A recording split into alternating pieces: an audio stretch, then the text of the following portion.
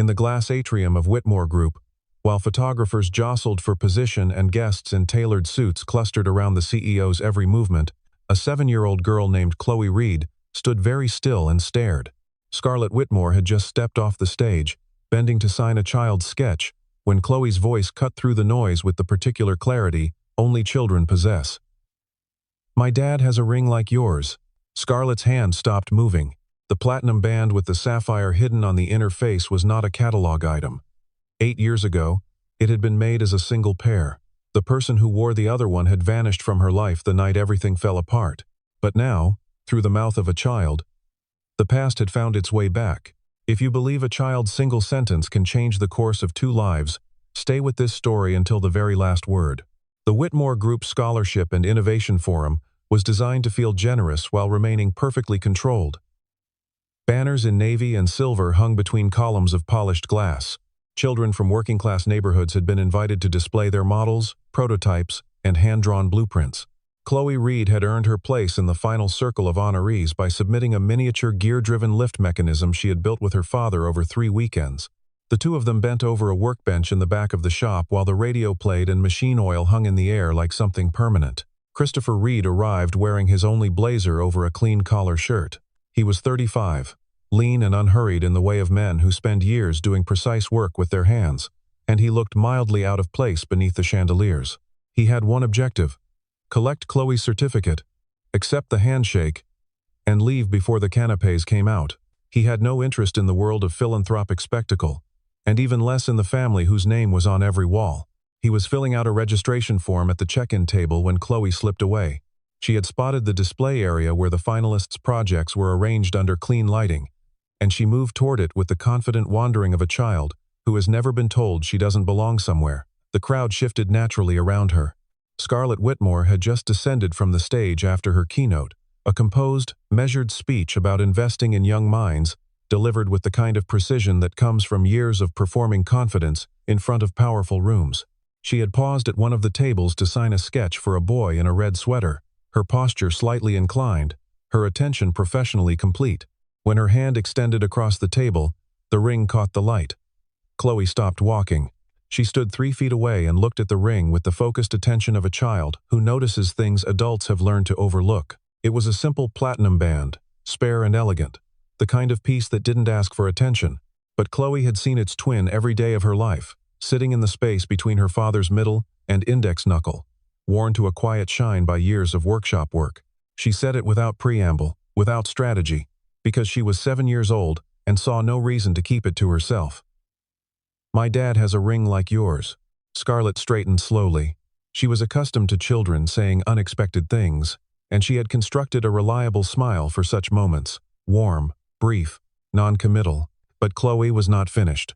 The little girl tilted her head, studying the band with the concentration of someone completing a puzzle, and added, "On the inside, there's probably a tiny blue stone. Really small, kind of hidden." The smile did not arrive. Something passed across Scarlett's face that the people standing nearby could not have named if asked to describe it: a stillness, a reordering, as though the sequence of things she had believed for a long time had just shifted by a single, critical degree. No one could guess that detail. The sapphire on the inner face was invisible unless you took the ring off and held it to the light at the right angle. It had been placed there deliberately, a private symbol for 2 people only. The most valuable things do not need to be visible to the world. Scarlett asked the girl her name. She asked for her father's name. An assistant quietly produced the registration form. Guardian. Christopher Reed. For the second time in under a minute, Scarlett went very still. She was still processing when the man himself appeared at the edge of the display area, scanning for Chloe with the slightly tense alertness of a parent who has lost track of a child in a crowd. He found her in front of Scarlett. His eyes moved from his daughter to the woman standing across from her, and the two of them looked at each other for no more than 2 seconds. 2 seconds was more than enough. Christopher crossed the floor, lifted Chloe into his arms in one practiced motion, and thanked the CEO with the kind of courtesy that contains no warmth. He excused himself before Scarlett could speak. She did not call after them. She stood in the middle of the glass room while the event continued around her, the applause, the acceptance speeches, the clinking of glasses, and heard none of it. She found Evelyn Hart at her elbow, her chief of staff already reading the question in her expression. "Get me everything on Christopher Reed," Scarlett said.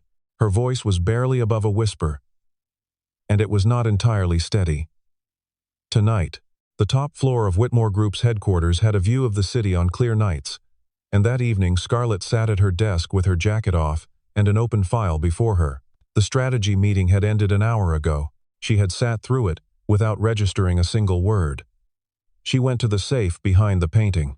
Inside, beneath a folder of acquisition documents and a sealed envelope from her late father's estate, was a small black velvet box. She had not opened it in over a year. The hinge was still smooth. Inside, cushioned in the fold of the velvet, was a hand-sketched design for a pair of rings graphite on drafting paper, slightly smudged at one corner where a coffee cup had been set down carelessly in the early hours of a morning a long time ago. Beside the sketch was a photograph. A workshop bench covered in metal shavings, two people with their heads together over a blueprint, not looking at the camera. Scarlett looked at the photograph for a long time. The report Evelyn brought was spare because the facts were sparse. Christopher Reed operated a small precision repair and fabrication shop at the edge of the industrial district, 18 employees, specialized in mechanical systems for mid-size manufacturers. Income, modest.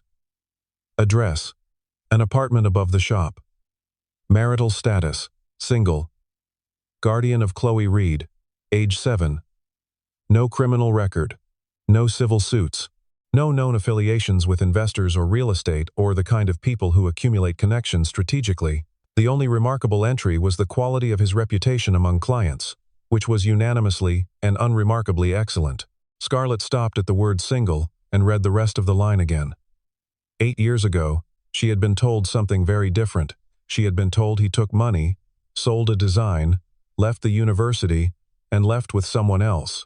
She had been given evidence she never questioned because the pain of it had arrived so complete, so fully formed, that examining it more closely had felt like choosing more of it. 40 minutes across the city, Christopher was putting Chloe to bed. She told him about the lady at the event, described her as cold and beautiful, and said her eyes were sad. The way eyes get when someone is remembering something they won't say aloud. She asked why her father had gone rigid the moment he saw her. Christopher said it was nothing.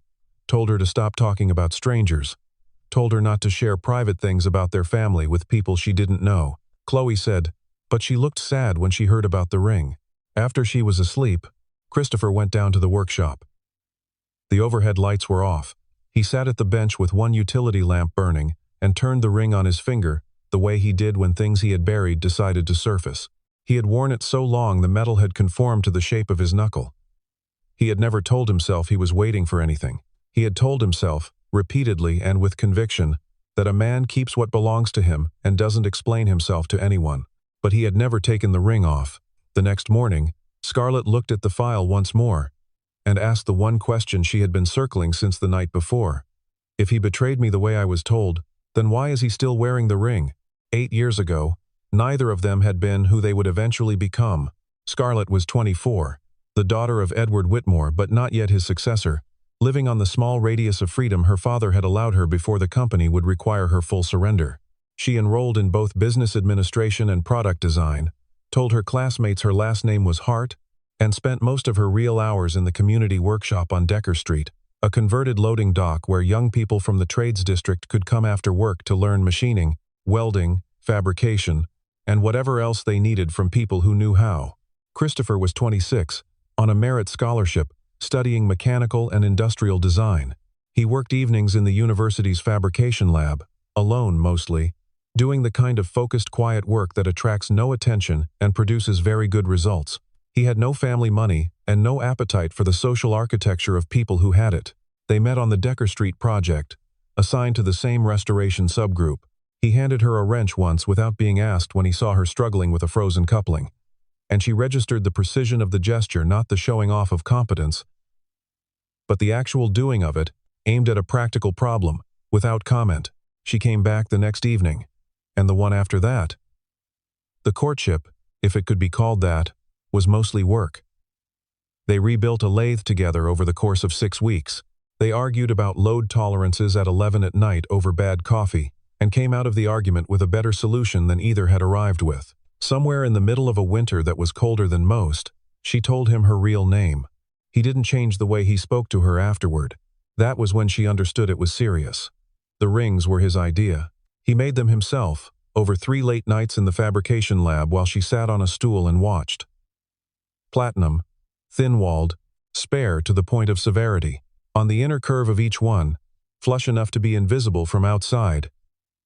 He placed a sapphire, the color of deep water, the most valuable part hidden, where only the person wearing it would know it was there. The outside is what the world sees, he said. The inside is what's true. Edward Whitmore had other plans. He had always known about Christopher, and he had tolerated the relationship until it became inconvenient. When Christopher began asking questions about the land acquisition threatening the Decker Street workshop, raising enough noise to attract a journalist's attention toward a quietly arranged deal, tolerance ended. Richard Cole was given the assignment. Within 1 week, the mechanism was complete. An anonymous complaint submitted documentation alleging Christopher had stolen proprietary design files and sold them to a competitor. His scholarship was suspended pending investigation, the paperwork processed through channels that bypassed normal review. A false letter was placed into Scarlett's correspondence written as though from Christopher, measured and cold, explaining that he had made a practical decision and she should not expect to hear from him again. Scarlett received it while sitting in her childhood bedroom, believing he had weighed his options and chosen the cleaner exit. Christopher, that same night, received a text message sent from a phone registered to a Whitmore family account, bearing a photograph of Scarlett at a formal dinner beside an investor named Vincent Hale. The accompanying message said, "I've chosen a different path. Don't come looking for me." He stood in the rain outside that hotel for 40 minutes before he accepted it. Both of them believed they had been abandoned by the only person they had trusted completely. The difference was that Scarlett had an empire waiting to absorb her grief, and Christopher had nothing. He lost his scholarship, his standing, and his future in the field in a single season. He went back to the trades, built the shop from nothing, and became, without planning to, exceptionally good at fixing broken things. The rings remained on their fingers. Neither of them, to anyone who asked, could have given a fully satisfying explanation for why. 3 weeks after the scholarship forum, a research facility in the Whitmore Group technology portfolio experienced a thermal control failure in one of its laboratory systems. The internal engineering team proposed a full equipment replacement expensive, slow, and not strictly necessary. The facility manager, who had worked with Christopher's shop the previous spring, quietly submitted redesign and repair as a contractor for a preliminary assessment. Scarlett approved the request within 20 minutes. She did not tell anyone why. Christopher arrived with a single tool case and spent 45 minutes examining the system before identifying the actual problem. A drive assembly installed off, specification by a secondary supplier, a small and correctable error that had cascaded into something larger. He proposed a repair sequence for that evening and a permanent solution that would cost less than 15% of the replacement estimate. Scarlett came down from the observation deck. She called him Mr. Reed. He called her Miss Whitmore.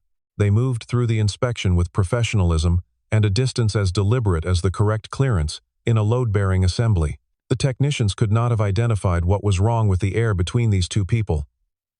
Only that something was. Then the door at the end of the corridor opened and Chloe appeared, hand in hand with Evelyn, who had collected her from school when the day ran long. "Bah, are you done yet?" Chloe called. And then, before anyone could redirect her, "Miss Scarlett, you're still wearing it." The technicians exchanged looks. Scarlett looked at Chloe. Christopher looked at the ceiling. In the time that followed, Christopher showed Chloe the pressure gauge, the needle, the scale, the way to read it accurately. He was patient and exact, and he asked her questions instead of lecturing her. He did not perform this for anyone's benefit. Chloe had simply asked, and he had answered. The way he apparently answered everything, with full attention, and no theater. When the billing came up, the accounting office suggested adding a consultancy premium given the client's profile. Christopher declined without drama. He named his standard rate and nothing else. Scarlett watched him walk Chloe out through the facility's side entrance and stood for a moment in the emptied corridor, or alone with the hum of the repaired machinery and the understanding that nothing about this man resembled the person she had been told he was. Chloe Reed was not a calculating child. She was simply a child who paid attention. In the days that followed, she mentioned Scarlett several times, not with any agenda, but because her father's face changed in ways she noticed and felt she should address by talking about it. She said Scarlett seemed like someone who had forgotten how to stop working. She said she thought Scarlett was probably lonely, the kind of lonely you get when there are a lot of people around you but none of them know what you actually think about. The Whitmore Foundation invited the scholarship finalists to a follow-up workshop. Christopher planned to send his apologies. Chloe's expression when he told her dissolved his resolve in under 10 seconds. The workshop was held in one of the Foundation's community rooms, long tables covered in mechanical components. Scarlett was there, not at the front of the room this time but moving between the tables, watching, occasionally crouching to see something at a child's eye level. It was a different version of her than the one at the podium, quieter, more unguarded. Chloe dragged her to the station immediately. She installed Scarlett beside her, handed her a hot glue gun, and issued directions. Scarlett applied glue in the wrong place. Christopher leaned in to correct the assembly without touching her, pointing to the right attachment point, and for a moment the three of them were arranged around a small mechanical model, as though this were a normal thing, as though they did this all the time, as though this was just a Tuesday in the life of people who belonged in the same room together. Christopher watched Scarlett work. She was careful. She listened. When Chloe gave incorrect instructions, Scarlett followed them anyway, and then asked a question that led Chloe to discover her own error. That was not an easy thing to do, and Scarlett did it as naturally as breathing. He looked away. Later, Scarlett asked Evelyn the question she had been avoiding. Evelyn brought the answer that evening. Chloe's mother was Christopher's younger sister, Amelia. A car accident. Both parents lost. Christopher had been named guardian in the will and had formalized the adoption within the year. The story Scarlett had held for 8 years, that he had left her to build something with someone else, compressed itself and fell apart in the space of a breath. At the end of the workshop, Scarlett asked Chloe, "Does your dad ever talk about the ring?" Chloe considered this. "No," she said, "but when he misses someone, he turns it. Like this." She demonstrated the small rotating gesture on her own finger. It was a more precise answer than anything in any file. Across the room, Richard Cole's name appeared in an internal email Evelyn flagged. He was preparing a board presentation on the upcoming merger, and had added the name Reed Design and Repair to a list of contractor relationships flagged for review. His expression, when he passed through the hallway and registered that Christopher was inside, altered by less than a degree.